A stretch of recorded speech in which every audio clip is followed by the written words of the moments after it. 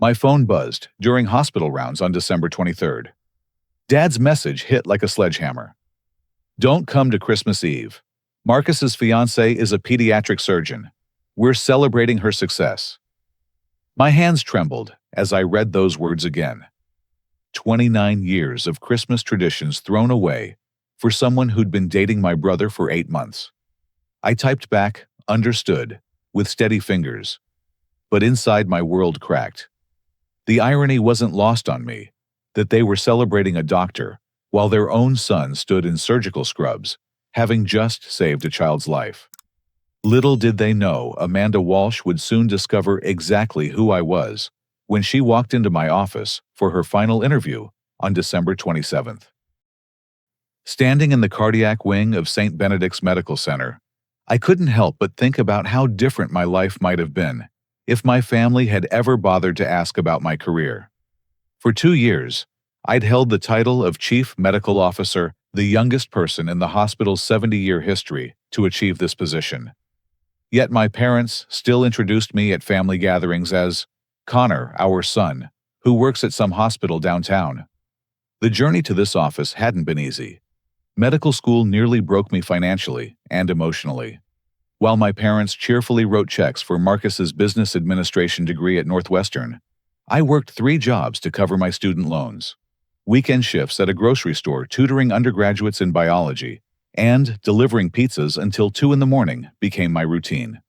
I remember calling home during my second year, exhausted and stressed about upcoming board exams, only to have Mom cut me short because she needed to discuss Marcus's spring break plans to Cancun.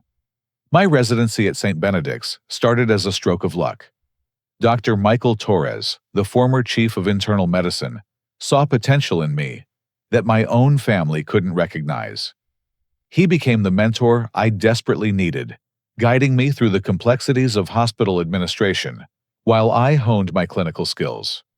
When budget constraints threatened several departments, I developed cost-saving protocols that maintained patient care quality while reducing operational expenses by 18%.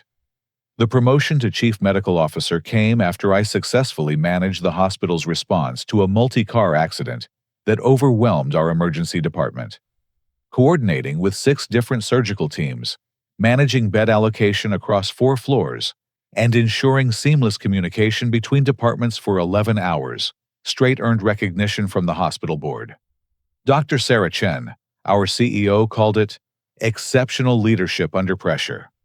But none of that mattered at family dinners. Last Thanksgiving, I sat quietly, while everyone fawned over Amanda's residency stories. She'd just started her pediatric surgery rotation at Children's Memorial, and the family hung on every word about her challenging cases and demanding schedule. When I mentioned managing a hospital-wide flu outbreak that affected 37 staff members, Dad changed the subject to Marcus's latest real estate deal. Amanda Walsh came from everything I didn't have. Her father owned 3 medical practices in the suburbs. Her undergraduate education at Princeton was followed by medical school at Johns Hopkins, all expenses paid by family wealth. During family gatherings, she spoke with casual confidence about her connections in the medical field and how networking opens doors that merit alone cannot. The painful irony cut deepest when she complained about hospital bureaucracy. These administrators have no clue what actually happens in patient care, she'd declare while cutting her perfectly prepared steak. Most of them are business people who've never touched a stethoscope. The family would nod approvingly, agreeing that hospitals needed real doctors in leadership positions. I'd learned to stay quiet during these conversations.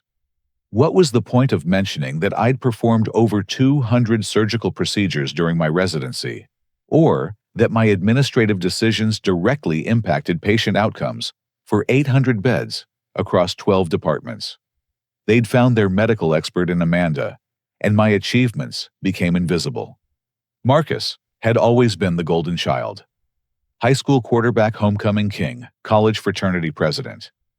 Success came naturally to him, probably because he'd never faced real adversity.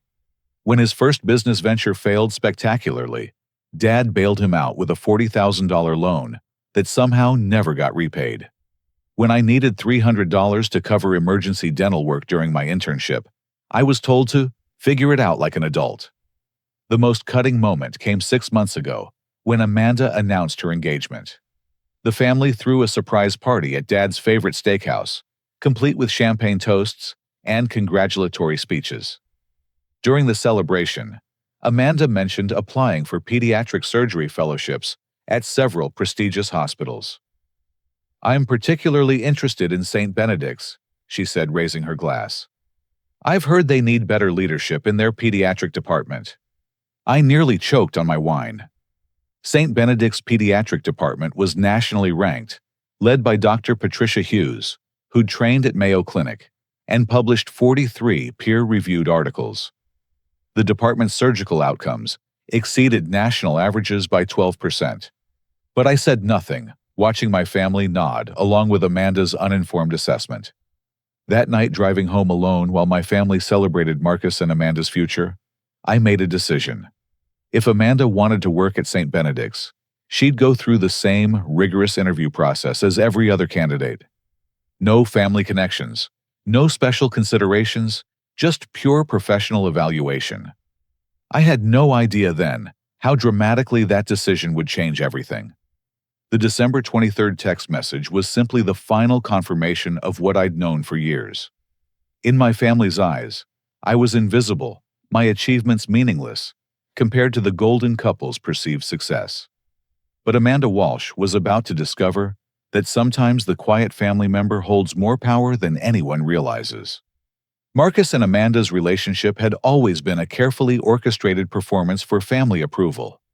From their first introduction at a charity golf tournament to their picture-perfect engagement announcement in the Chicago Tribune-Society, pages everything about them screamed calculated perfection.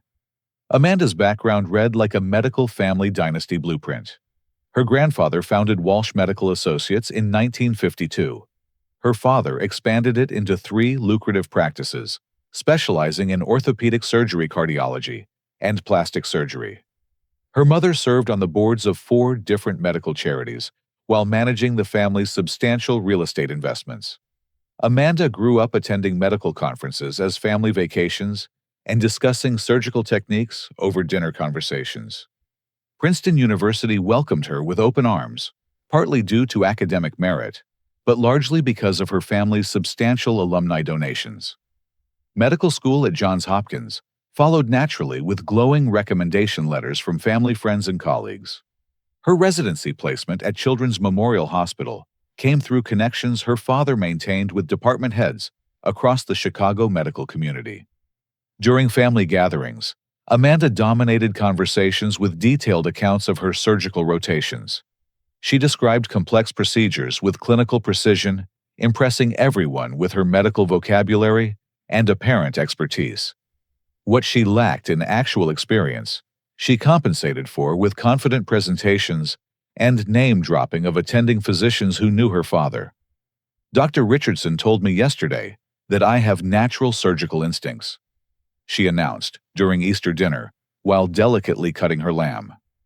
"He said most residents take twice as long to master the techniques I'm already performing independently."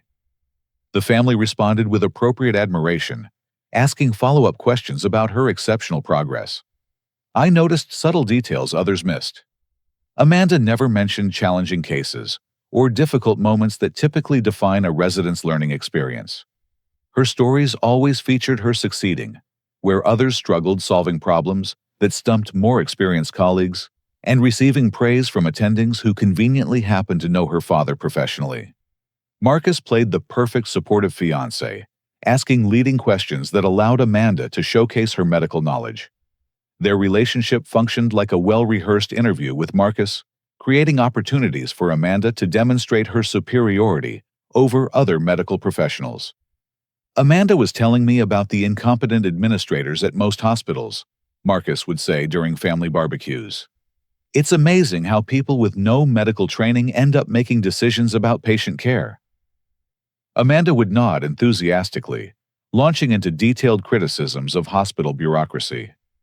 The problem is, these young executives who get promoted based on business degrees rather than medical understanding. They create policies that interfere with actual patient treatment because they're more concerned about budgets than outcomes. These conversations particularly targeted St. Benedict's Medical Center, though Amanda had never worked there or apparently researched its actual leadership structure. St. Benedict's is a perfect example. She'd continue warming to her favorite topic. I've heard from several colleagues that their administrative team is completely out of touch with clinical realities. They promote people based on politics rather than medical expertise. The family would murmur agreement, impressed by Amanda's apparent insider knowledge of Chicago's medical landscape. Dad would shake his head disapprovingly. That's exactly what's wrong with healthcare today. Hospitals need doctors running things, not business people. Mom would chime in supportively. Thank goodness you'll be able to make a real difference wherever you end up practicing, Amanda. Hospitals are lucky to have someone with your background and training. I sat through these discussions with growing fascination and mounting anger. Amanda's confident criticisms of incompetent young administrators were describing my daily responsibilities. Her dismissive comments about business people with no real medical experience ignored my surgical training and clinical background. She was unknowingly attacking my professional competence, while my family nodded approvingly. The engagement party in September showcased their relationship's performative nature perfectly. Held at the exclusive Riverside Country Club, the event featured carefully curated guest lists, mixing Marcus's business contacts with Amanda's medical colleagues. The couple delivered coordinated speeches, thanking everyone for their support and outlining their shared vision for their medical careers. Amanda represents everything exceptional about the next generation of physicians, Marcus declared to the assembled guests. Her commitment to pediatric surgery will literally save children's lives while improving hospital standards wherever she practices. The crowd applauded enthusiastically as Amanda beamed beside him. During her response, Amanda thanked her family for providing the foundation of medical excellence that shaped her career aspirations. She specifically mentioned her applications to several prestigious fellowship programs, including St. Benedict's Medical Center. I am particularly excited about the possibility of working at St. Benedict's, she announced. They desperately need leadership that understands both clinical excellence and administrative efficiency.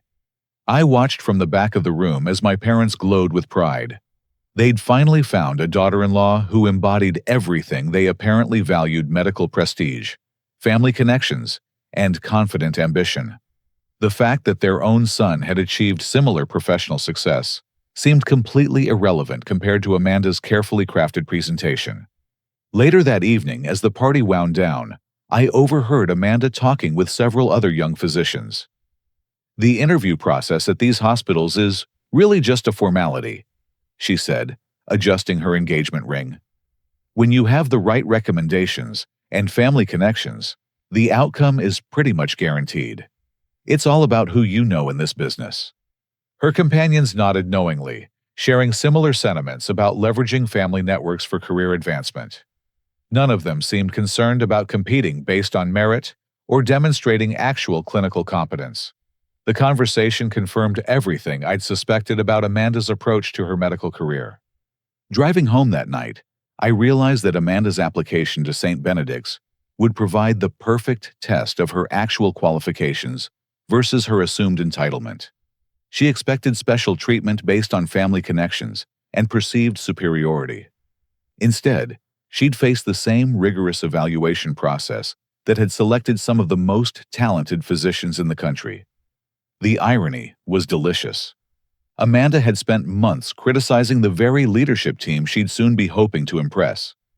Her confident assumptions about hospital politics and administrative incompetence were about to collide with reality in the most uncomfortable way possible. I had no intention of sabotaging her application process. If Amanda possessed the clinical skills and professional demeanor required for our pediatric surgery fellowship, she'd earn the position based on merit.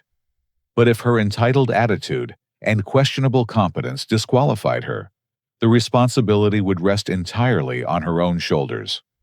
The December 23rd text message simply confirmed that my family had chosen sides without understanding the complete picture. Amanda Walsh was about to discover that professional healthcare environments don't operate according to country club networking rules and entitled attitudes, don't substitute for actual competence. The December 23rd text hit me like a physical blow. I read it 3 times before the reality sank in completely. 29 Christmas Eves with my family, and this would be the first one I'd spend alone. The message was characteristically brief and decisive, leaving no room for negotiation or discussion. Instead of wallowing in self-pity, I volunteered for Christmas Eve shift coverage at St. Benedict's. Dr. Patricia Hughes had originally scheduled herself to work, but she deserved time with her grandchildren. When I offered to take her place, her gratitude was genuine and touching. "Connor, you don't need to sacrifice your family time for this," she protested during our Thursday morning meeting. "The emergency coverage is manageable with resident supervision." "Actually, I'd prefer to be here," I replied honestly. "Family plans fell through, and I'd rather be useful than sitting alone at home." She studied my face carefully, recognizing something deeper behind my casual explanation. Dr. Hughes had mentored me through the administrative transition when I became chief medical officer, and her emotional intelligence exceeded her impressive surgical skills. "Well, if you're certain, I'll be grateful for the peace of mind. Emergency cases don't observe holiday schedules." Christmas Eve at St. Benedict's revealed a side of healthcare that most people never see. The skeleton crew of nurses, technicians, and security staff created a quiet camaraderie that felt more like family than my actual relatives. We shared Chinese takeout in the break room around 9 o'clock, telling stories about memorable holiday cases and laughing about administrative mishaps. Maria Santos, our night shift charge nurse, had worked Christmas Eves for 12 consecutive years. "My kids are grown now, and my husband understands that holidays in healthcare mean something different," she explained while distributing fortune cookies. "Sometimes being here for other families is exactly where you need to be." Her words resonated more deeply than she probably intended. While my biological family celebrated Amanda's medical career 60 miles away, I was actually practicing medicine, making decisions that directly impacted patient outcomes, and supporting colleagues who'd chosen service over personal convenience. Around 11 o'clock, my phone started buzzing with social media notifications. Marcus had posted photos from their Christmas Eve celebration, and extended family members were sharing and commenting enthusiastically. I scrolled through the images with morbid curiosity, watching my replacement unfold in real time. The photos told a complete story. Amanda occupied my traditional seat at the dining room table, wearing an elegant burgundy dress that complemented Mom's Christmas china perfectly. She was engaged in animated conversation with Dad, who was clearly hanging on her every word. Marcus beamed proudly beside her, his arm draped possessively across her chair. One photo showed Amanda and Mom cooking together in the kitchen, both wearing matching Christmas aprons and laughing at some shared joke. Another captured her helping Dad carve the prime rib, accepting his guidance with appropriate deference and enthusiasm. These were moments I'd shared with my family for decades now, featuring my replacement. The final photo was the most revealing.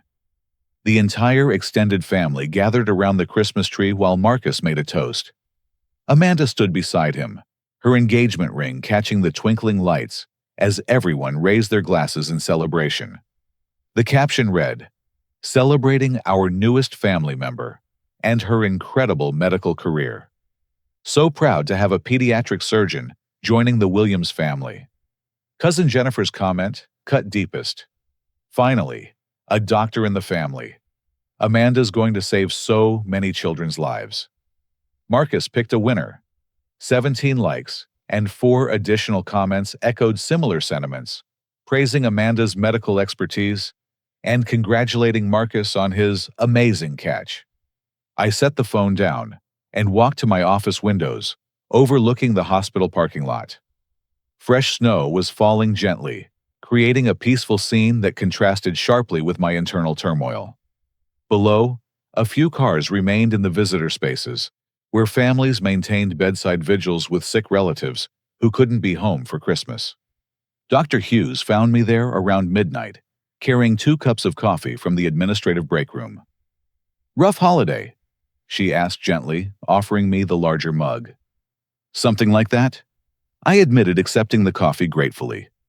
Family dynamics can be complicated during the holidays. "I've been doing this for 38 years, she said, settling into the chair across from my desk.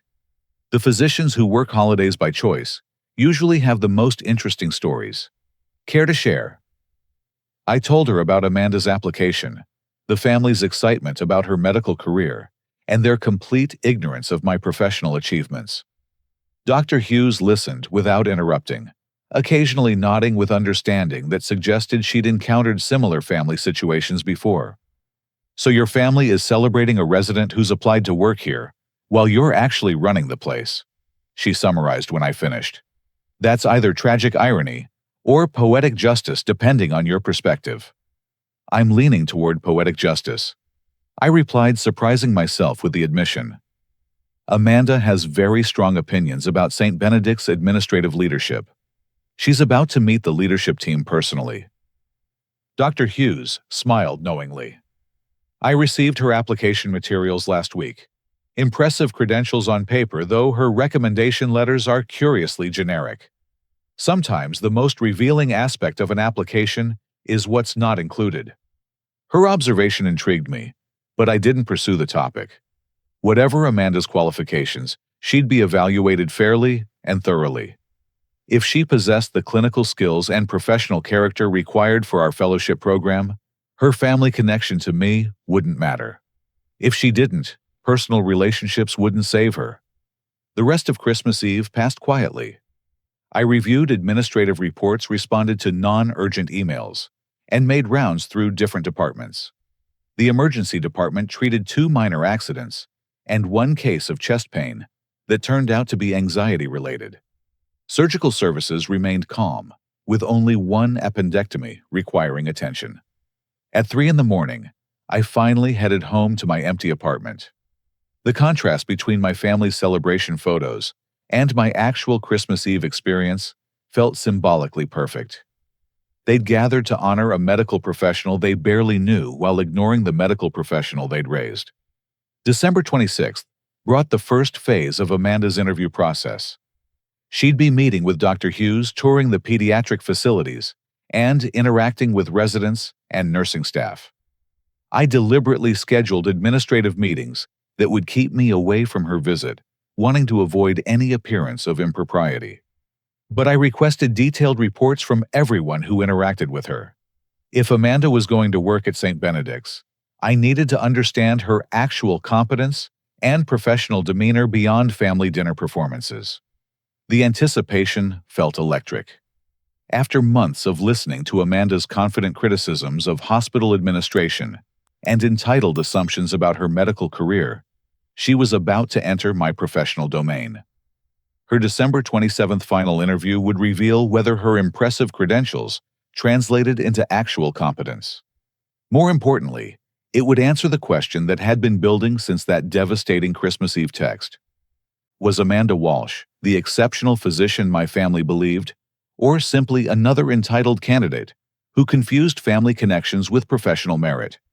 Either way, December 27th would change everything.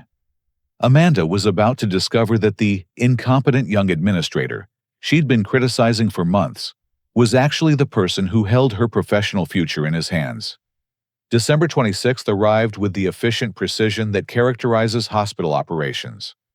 Amanda's preliminary interview schedule had been coordinated by Janet Morrison, our HR director, who managed candidate evaluations with 30 years of healthcare recruiting experience. Janet possessed an uncanny ability to identify character flaws and professional weaknesses that impressive credentials often concealed. Amanda arrived at St. Benedict's Medical Center promptly at 8 a.m, dressed in a perfectly tailored navy suit that projected confidence and competence. From my office window, I watched her emerge from a black BMW sedan, adjusting her leather portfolio and surveying the hospital's imposing brick facade with obvious satisfaction. Her first meeting was with Dr. Hughes in the pediatric surgery department. I'd asked Patricia to conduct her normal interview process, while paying particular attention to Amanda's clinical reasoning and professional judgment. The conversation lasted 90 minutes, covering everything from surgical technique preferences to patient communication strategies. Around 10:30, Janet Morrison called my office with the first concerning report. "Dr. Hughes wants to discuss Amanda Walsh's interview privately," she said carefully. "She seems to have some reservations about the candidate's responses to clinical scenarios." Dr. Hughes arrived at my office 15 minutes later, carrying Amanda's file and wearing the expression that usually preceded difficult conversations. She settled into her chair and opened the folder deliberately. Her surgical knowledge is adequate, but not exceptional. Patricia began without preamble. She answered basic technique questions correctly, but her responses to complex clinical scenarios were concerning. When I presented a hypothetical case involving a 6-year-old with complications from appendicitis, her proposed approach was overly aggressive and potentially dangerous. I leaned forward, intrigued. "Dangerous? How?" She immediately recommended exploratory surgery, without considering less invasive diagnostic options. When I suggested alternative approaches, she became defensive and insisted that decisive action was preferable to administrative delays. Her exact words. The irony wasn't lost on me. Amanda's criticism of hospital administrators for interfering with medical decisions was now manifesting as poor clinical judgment that could endanger patients. More troubling, Dr. Hughes continued, was her attitude toward nursing staff and residents. During the department tour, she made several condescending comments about support personnel and questioned why residents were allowed to participate in surgical planning discussions. That aligned perfectly with the entitled behavior I'd observed during family gatherings. Amanda's confidence often masked a fundamental lack of respect for other professionals who didn't match her perceived status level. At noon, Amanda had lunch with 4 current pediatric surgery residents in the hospital cafeteria. Dr. Sarah Kim, our chief resident, called me afterward with a detailed report that confirmed my growing concerns. She spent most of lunch complaining about hospital bureaucracy and administrative interference, Sarah explained. She specifically criticized St. Benedict's leadership structure, saying that business-minded administrators don't understand patient care priorities. She seemed to expect us to agree with her criticisms. I almost laughed at the irony. Amanda was criticizing my leadership to physicians who reported directly to me and respected my clinical background and administrative decisions. Did she ask about the hospital culture or patient outcomes? I inquired. Not really. She was more interested in talking about her father's medical practices and the connections she could bring to our program. She mentioned that her family knows several medical device representatives who could provide exclusive access to new surgical equipment. The suggestion of leveraging family connections for preferential treatment violated multiple ethical guidelines and demonstrated a fundamental misunderstanding of how modern hospitals operate. Around 2 o'clock, Amanda met with Tom Bradley, our nursing supervisor for pediatric services. Tom had worked in pediatric healthcare for 15 years and possessed exceptional judgment about candidate suitability for intensive teamwork environments. His subsequent phone call painted an even more concerning picture. Dr. Walsh seems to view nursing staff as subordinates rather than collaborative partners, Tom reported. When I explained our team-based approach to patient care, she interrupted to say that doctors should make medical decisions without input from non-physicians. Her exact quote. This attitude would be disastrous in a pediatric surgery environment where nurses often possess more practical experience than residents and provide critical insights about patient care strategies. She also asked about administrative policies regarding surgeon autonomy. Tom continued. Specifically, she wanted to know whether physicians could override administrative restrictions that interfered with their clinical judgment. I explained that our policies are developed collaboratively between medical staff and administration, and she seemed disappointed by that approach. Amanda's questions revealed a fundamental misunderstanding of modern hospital governance and a concerning desire to operate without accountability or oversight. The final preliminary meeting involved Linda Chen, our patient family services coordinator, who evaluated candidates' communication skills and cultural sensitivity. Linda's assessment was particularly damning. She referred to pediatric patients as cases rather than children. Linda reported during our 4 o'clock phone call. When I asked about her experience with diverse patient populations, she mentioned that her father's practices serve high-quality clientele who appreciate professional excellence. She seemed uncomfortable discussing language barriers or socioeconomic challenges. St. Benedict's served a diverse urban population where pediatric surgeons regularly treated children from multiple cultural backgrounds and varying economic circumstances. Amanda's apparent preference for high-quality clientele suggested she'd struggle with our patient population. By 5 o'clock, I had detailed reports from every professional who'd interacted with Amanda during her preliminary interviews. The pattern was consistent and deeply troubling. Despite impressive credentials and confident presentation, she demonstrated poor clinical judgment, disrespectful attitudes toward healthcare team members, and fundamental misunderstanding of collaborative medical practice.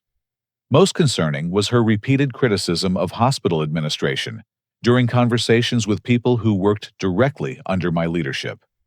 Amanda had unknowingly spent the entire day criticizing my professional competence to colleagues who respected my clinical background and administrative decisions. Janet Morrison summarized the situation perfectly during our evening debrief. She possesses the academic qualifications and surgical knowledge required for the position, Janet observed. But her professional judgment and interpersonal skills are deeply concerning. Every person who interviewed her raised similar red flags about her attitude and collaborative abilities. I scheduled Amanda's final interview for December 27th at 10 in the morning. Originally, I'd planned to have Dr. Hughes conduct the final evaluation, but the preliminary reports convinced me to handle this personally. Amanda Walsh deserved the opportunity to present her best case for joining St. Benedict's Pediatric Surgery Fellowship, but she also needed to understand that entitled attitudes and disrespectful behavior toward healthcare professionals were incompatible with our hospital culture. The December 27th interview would provide Amanda with one final opportunity to demonstrate professional competence and character. Based on her performance during preliminary interviews, I suspected she'd reveal her true nature when confronted with professional accountability. After months of listening to her criticize incompetent young administrators and business-minded executives, Amanda was about to meet the administrator she'd been unknowingly attacking. Her reaction would determine whether she possessed the professional maturity required for pediatric surgery, or simply the entitled attitude of someone who expected success without earning it. December 27th arrived crisp and clear with morning sunlight streaming through the hospital's main entrance, as Amanda Walsh walked confidently toward what she expected to be a routine final interview. I watched from my office window as she emerged from the same black BMW, now carrying herself with the assured bearing of someone who believed the position was already hers. Janet Morrison met Amanda in the main lobby, promptly at 9:45. From the security camera feed that I discreetly monitored, I could see Amanda's relaxed posture and animated conversation as they walked toward the executive wing. She gestured confidently, while speaking clearly comfortable with what she perceived as a formality before her inevitable acceptance. "She seems quite confident," Janet observed over the phone as they approached my floor. She mentioned that she's already researching apartment options near the hospital because she's certain everything will work out perfectly after today's meeting. The elevator ride to the 5th floor took exactly 2 minutes. I used that time to review Amanda's complete file one final time, ensuring that my evaluation would be based entirely on professional criteria rather than personal grievances. Whatever happened in the next hour would be determined by Amanda's qualifications and behavior, not by family dynamics or personal feelings. Janet Morrison appeared in my outer office doorway at exactly 10 o'clock, accompanied by a woman whose confident demeanor radiated from across the room. Amanda had chosen a charcoal gray suit that projected authority and competence, complemented by minimal jewelry and professional styling that suggested she understood the gravity of final interviews. "Dr. Walsh," Janet announced formally, "this is our Chief Medical Officer, who will be conducting your final evaluation." Amanda stepped forward with a practiced smile, extending her hand in preparation for introductions, her eyes already scanning the office to gauge the personality and preferences of whoever held her professional future. She took 3 confident steps toward my desk, before her gaze landed on the nameplate that faced outward for all visitors to see. The change in her expression was instantaneous and dramatic. The confident smile vanished, replaced by shock, so complete that her mouth literally fell open. Her extended hand froze in midair as she read the brass nameplate again, as if hoping her eyes had deceived her the first time. "Chief Medical Officer Dr. Connor Williams," she whispered, her voice barely audible. For perhaps 10 seconds, the office remained absolutely silent. Amanda stood motionless, processing the impossible reality that the incompetent young administrator she'd been criticizing for months was not only real, but was actually her own future brother-in-law. The confident physician who dominated family conversations with medical expertise and professional superiority had just discovered that her presumed intellectual inferior held complete authority over her career aspirations. Then the explosion began. "What the hell is this?" Amanda screamed, her professional composure shattering completely. "You've been sabotaging me this entire time." Janet Morrison stepped backward instinctively, clearly startled by the sudden transformation from confident professional to furious accuser. I remained seated calmly, allowing Amanda to reveal her true character without interference. "This is family sabotage." Amanda continued, her voice rising to a volume that surely carried through the soundproofed walls. "You deliberately hid your identity to set me up for failure. This is unethical and probably illegal." I finally spoke, my voice deliberately calm and professional. "Dr. Walsh, please take a seat, so we can discuss your application in a professional manner." "Professional?" she shrieked, ignoring my suggestion completely. "There's nothing professional about lying to your family for months. You let us believe you were some low-level hospital employee, while you were actually plotting to destroy my career." The accusation was so divorced from reality that I almost laughed. For 2 years, I'd never claimed to be a low-level employee. My family had simply never bothered to ask about my actual position or responsibilities. "You have 30 seconds to explain why I shouldn't report you to the medical board for conflict of interest," Amanda demanded, pulling out her phone as if preparing to make the call immediately. "This entire interview process has been compromised from the beginning." Janet Morrison looked at me questioningly, clearly concerned about the escalating situation. I gestured for her to remain calm, while I addressed Amanda's accusations directly. "Dr. Walsh, my position at this hospital is a matter of public record," I replied evenly. "Your application was processed according to our standard procedures, with preliminary interviews conducted by department heads who report their findings independently. If you'd like to review the evaluation criteria, I'm happy to explain our methodology." "Evaluation criteria?" Amanda laughed bitterly. "You mean the criteria you manipulated to ensure I'd fail? You've probably been feeding negative information about me to everyone who interviewed me yesterday." The paranoia in her accusation revealed a fundamental inability to accept personal responsibility. Rather than considering that her own behavior during interviews might have created negative impressions, she immediately blamed external manipulation. "I want to speak to the hospital board immediately." Amanda demanded, her professional facade completely abandoned. "This is the most unethical thing I've ever encountered in healthcare. You used family connections to sabotage my application."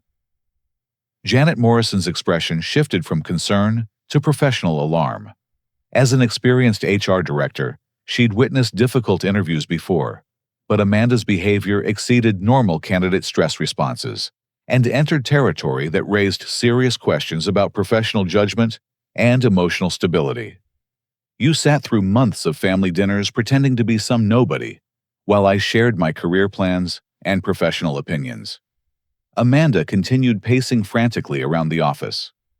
"You were gathering intelligence to use against me. This is basically espionage."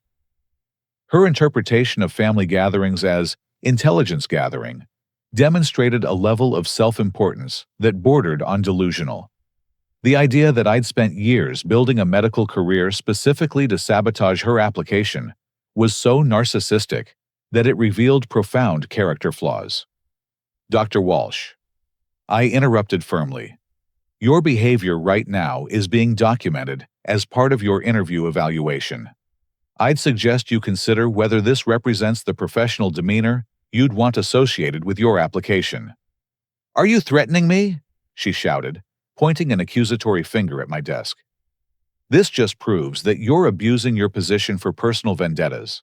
I'm going to make sure everyone knows how corrupt this hospital's leadership is."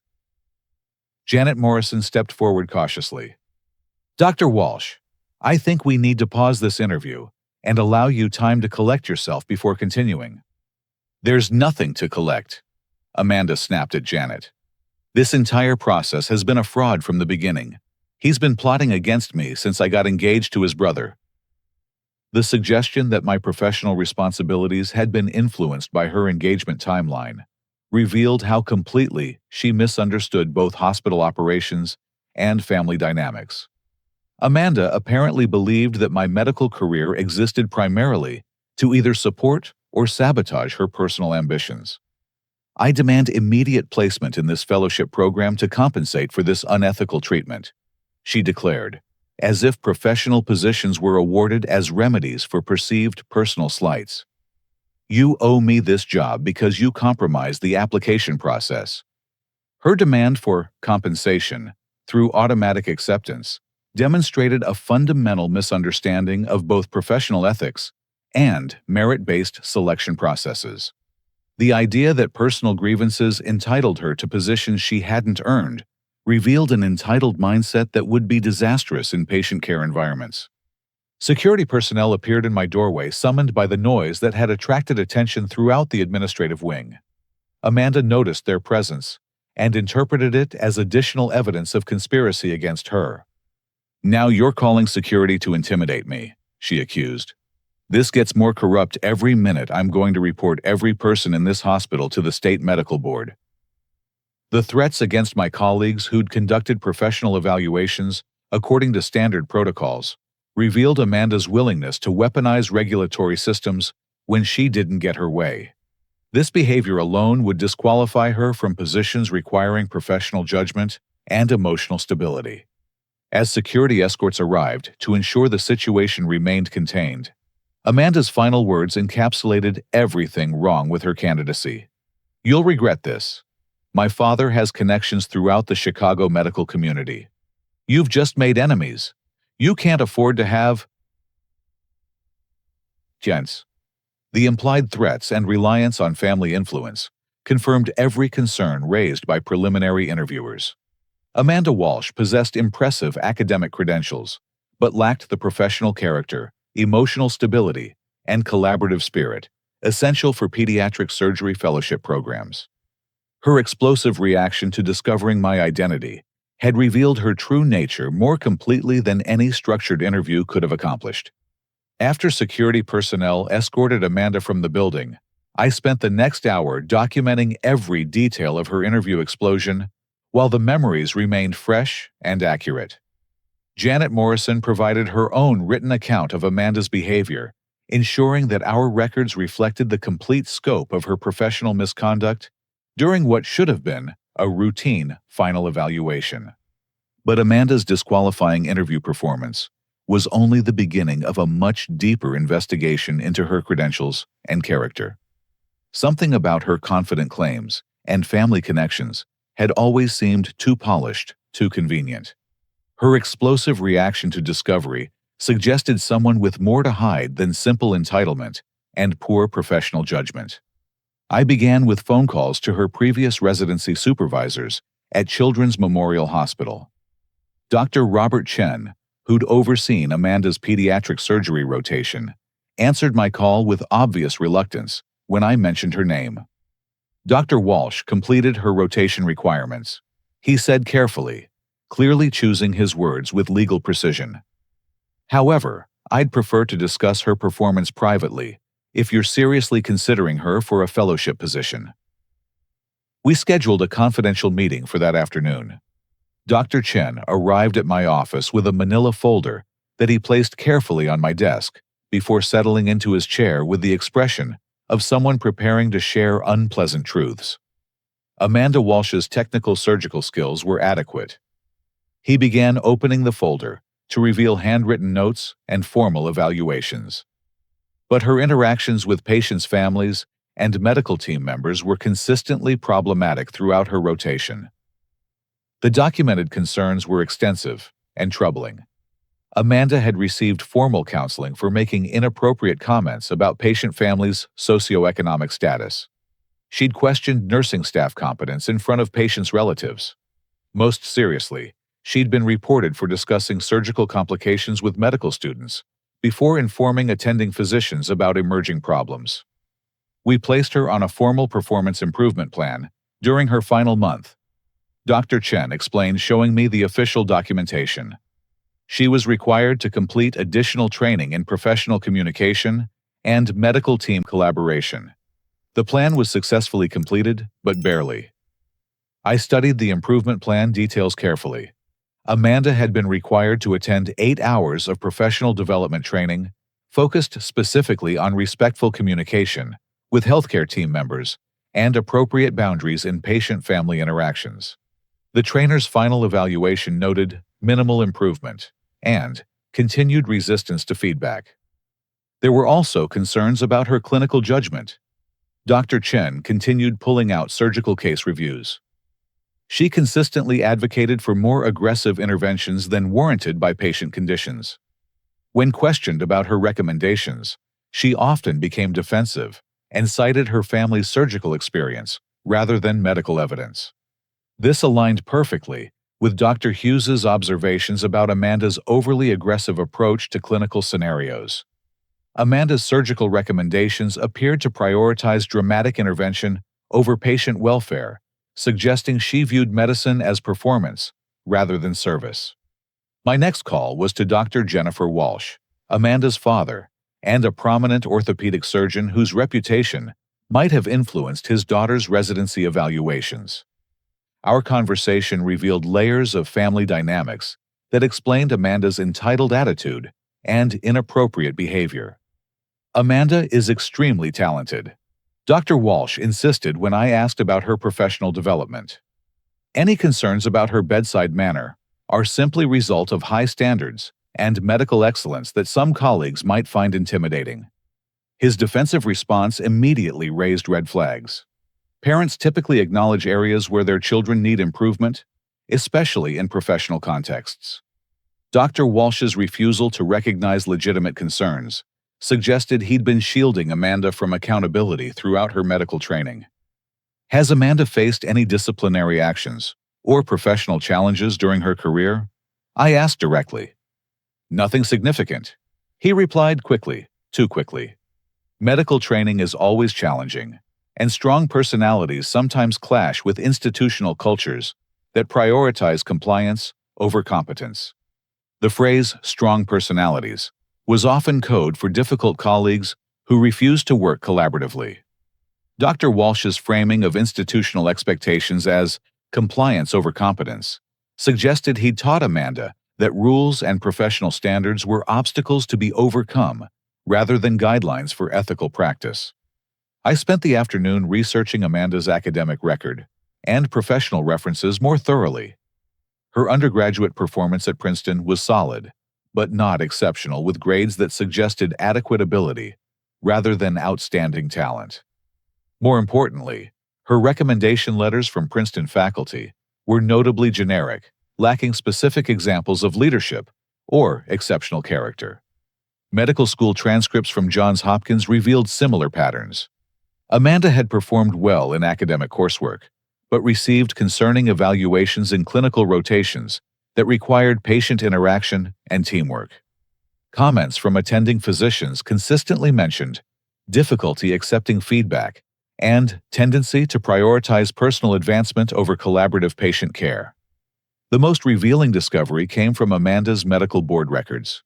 She'd been reported twice for inappropriate behavior during medical school clinical rotations, both incidents involving disrespectful treatment of nursing staff and inappropriate comments about patient families.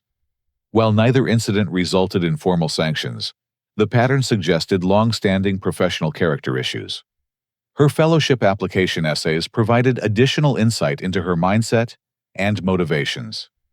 Amanda wrote extensively about bringing superior medical expertise to institutions that need leadership enhancement, and improving surgical outcomes through implementation of advanced techniques learned from family medical expertise. The essays emphasized her family connections and assumed superiority rather than demonstrating humility, learning orientation, or commitment to collaborative patient care. Most damaging was a letter of recommendation from a family friend who served on the Johns Hopkins Alumni Board. The letter praised Amanda's confidence in challenging institutional practices that interfere with optimal patient care, and her willingness to advocate for surgical excellence, even when facing resistance from administrative personnel. These qualities were presented as strengths, but they described exactly the entitled and disrespectful behavior that made Amanda unsuitable for fellowship programs. I contacted 3 other hospitals where Amanda had applied for fellowship positions. 2 had already rejected her application, based on concerning reference checks and interview performance. The 3rd was still evaluating her candidacy, but their inquiry coordinator mentioned significant reservations about professional judgment and team collaboration skills. The pattern was unmistakable. Amanda Walsh possessed adequate academic credentials and basic surgical knowledge, but her entitled attitude, poor professional judgment, and disrespectful treatment of colleagues made her unsuitable for advanced medical training programs that required emotional maturity and collaborative teamwork. By 6 o'clock that evening, I'd assembled a comprehensive file documenting Amanda's professional shortcomings and character deficits. Her explosive reaction to discovering my identity was simply the culmination of a pattern of inappropriate behavior that had persisted throughout her medical training. I called the hospital's legal counsel to ensure proper documentation of the family relationship and Amanda's disqualifying behavior during the interview process. Attorney Margaret Foster reviewed all materials and confirmed that our evaluation process had been completely appropriate and legally sound. Dr. Walsh's behavior during the final interview would disqualify her regardless of her academic credentials, Margaret concluded. The screaming accusations and threats against hospital personnel demonstrate exactly the kind of judgment problems that make someone unsuitable for patient care responsibilities. The irony was perfect. Amanda's own behavior had provided irrefutable evidence of her unsuitability for the position she'd expected to receive through family connections and entitled demands. Thursday morning, I prepared Amanda's formal rejection letter, documenting her disqualifying behavior and professional character concerns in language that would protect both the hospital and future patients from her inadequate judgment and collaborative abilities. Amanda Walsh had spent months criticizing hospital administrators for making decisions without medical expertise.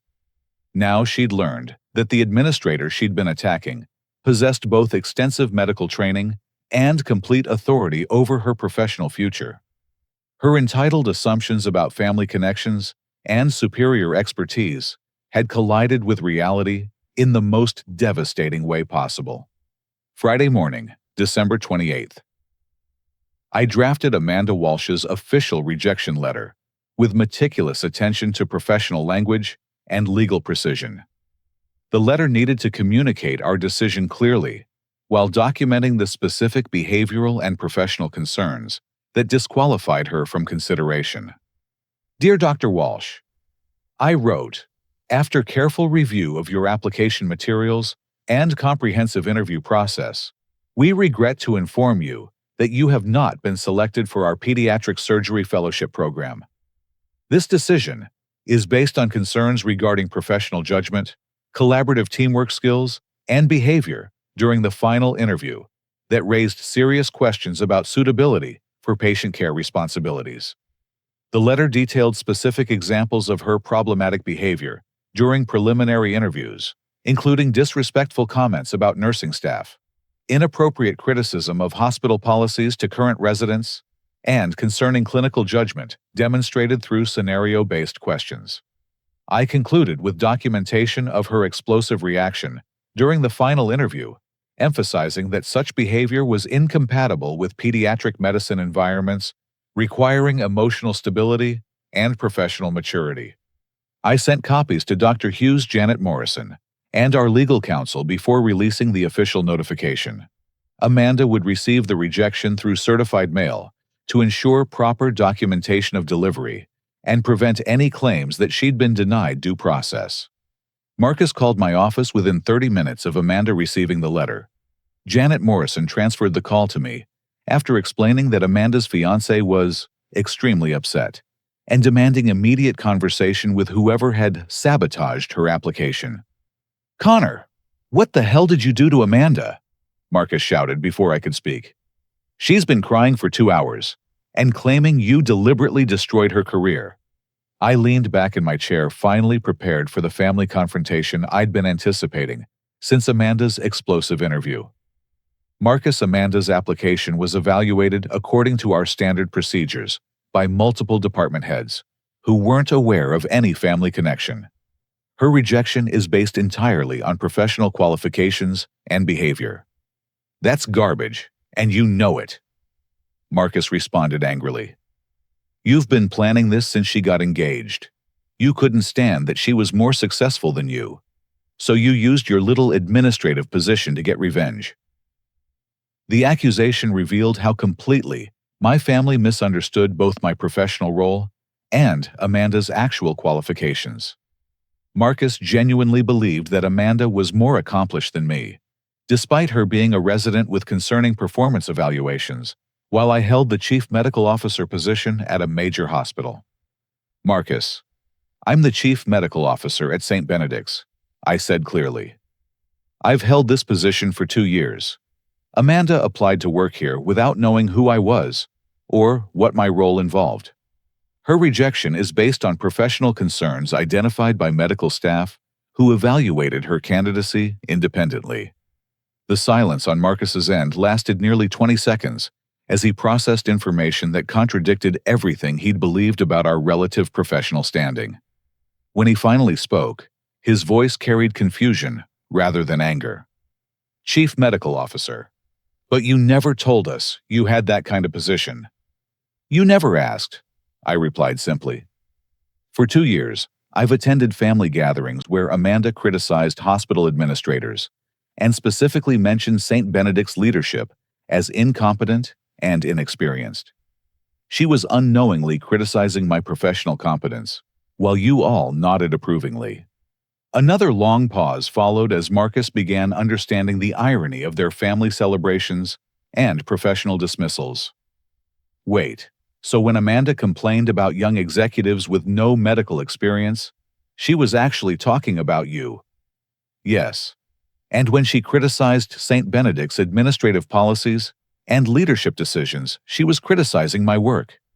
I've attended medical school, completed surgical residency, and managed hospital operations for 800 beds across 12 departments. The business person with no real medical experience she's been mocking for months was actually more medically qualified than she realized." Marcus's voice became smaller and more uncertain. "But Amanda said you worked at some hospital downtown. We thought you were maybe a technician or something in administration." "I work downtown at St. Benedict's Medical Center as Chief Medical Officer," I repeated. "Amanda's assumption about my role was based on your family's lack of interest in my actual career achievements. Nobody ever asked what I did at the hospital or what my responsibilities involved." Dad's voice joined the conversation as Marcus apparently put the call on speakerphone. "Connor, this is all very confusing. Why didn't you tell us about your position if it was so important?" The question encapsulated everything wrong with our family dynamic.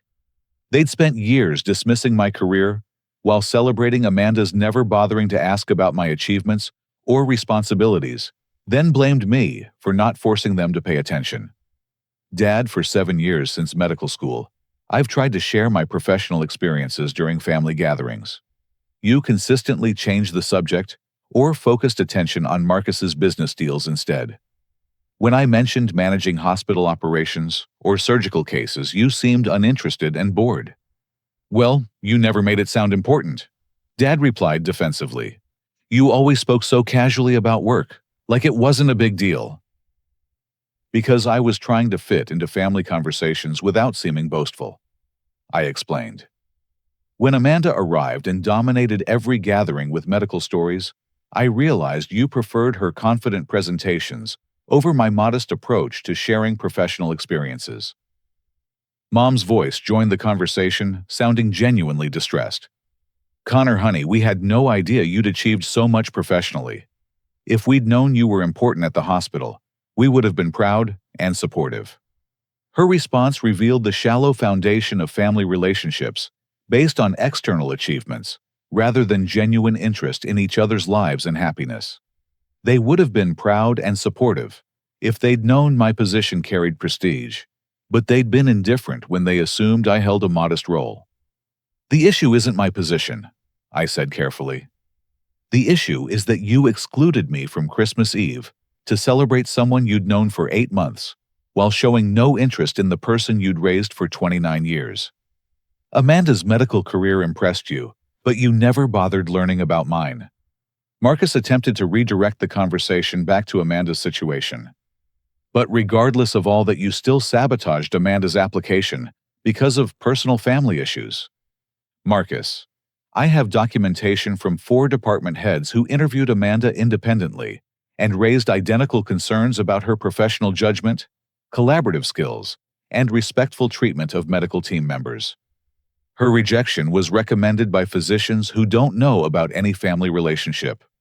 I spent the next 20 minutes explaining the specific behavioral concerns that had disqualified Amanda, including her disrespectful comments about nursing staff, her inappropriate criticism of hospital policies to current residents, and her concerning clinical judgment during scenario-based evaluations. The family listened with growing dismay as they learned about professional deficits that contradicted Amanda's confident family presentations. Additionally, I concluded, Amanda's reaction to discovering my identity during the final interview was completely inappropriate. She screamed accusations, made threats against hospital personnel, and demanded automatic acceptance based on family connections. That behavior alone would disqualify any candidate, regardless of academic credentials. The phone call ended with promises to discuss this as a family and suggestions that perhaps misunderstandings could be resolved through conversation. But I'd made my position clear. Amanda's professional rejection was final and based entirely on legitimate concerns about her suitability for patient care responsibilities. Over the next several days, extended family members began reaching out as news of the situation spread through our relatives. Cousin Jennifer, who'd posted enthusiastic comments about finally having a doctor in the family, called to apologize for her previous dismissive attitude toward my career. Connor, I feel terrible about all those comments celebrating Amanda while ignoring your achievements, she said during our 20-minute conversation. I had no idea you'd become so successful in hospital leadership. Why didn't you ever tell us about your position?